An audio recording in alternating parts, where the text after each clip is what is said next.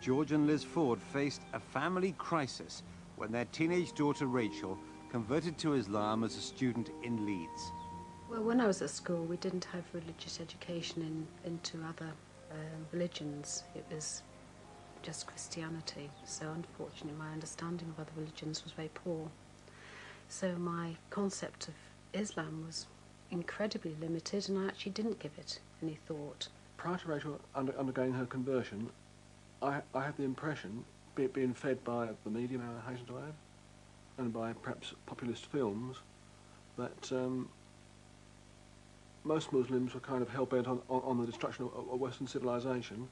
We're all kind of extremist fundamentalists. I first became exposed to Islam when I first came to university. Back at home in my village, there really aren't any Muslims at all. When I came to Leeds, obviously there was quite a few, and I was very curious. I think at the end of the day, I basically just wanted answers as to why we were here, what was our purpose. I was just curious, you know, it's a new ways of thinking of things. I think my reactions were shock, horror, disbelief. Was it a fad of Rachel's? Was she going to get over it? What will our friends think about it? I sent her emails saying this has been a great blow and a great shock to the family, Rachel. How are we going to cope with it? What have we done wrong? Why have we rejected our ideals, our religion, our dress code, our personal code, all out the window? Why? What have we done that's so wrong? I just emailed him back and I said, it's not like I've come home and said I'm gay or I'm taking drugs or anything like that. And I'm not going to do that either. I'm not going to come home and say these things. When she started to cover herself from head to toe in reams of cloth and wouldn't have a hair showing, and basically it seemed to me she didn't care what she looked like.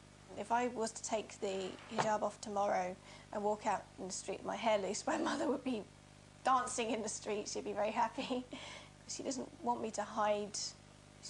She feels like, I guess she feels I'm hiding behind it, but I'm not. I actually feel more secure. I feel that less people are staring at me for the wrong reasons. My main thought process was this: do we rip the family apart for the sake of religious dogma, or do we concentrate on our family and keep the whole aspect of family life together?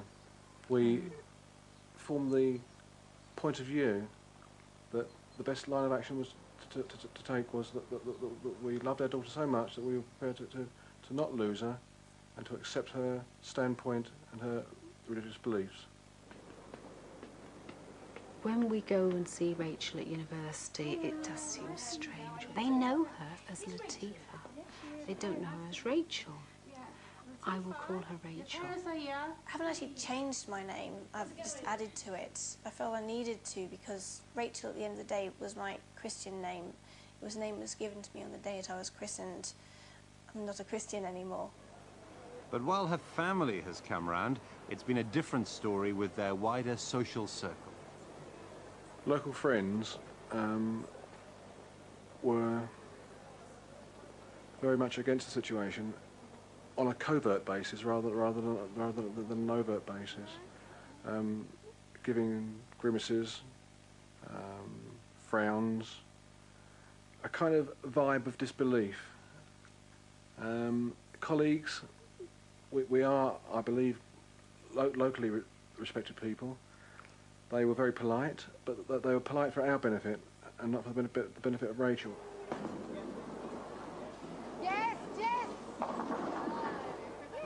There was a time where we went out with a friend, a friend who unfortunately I won't class as a friend now.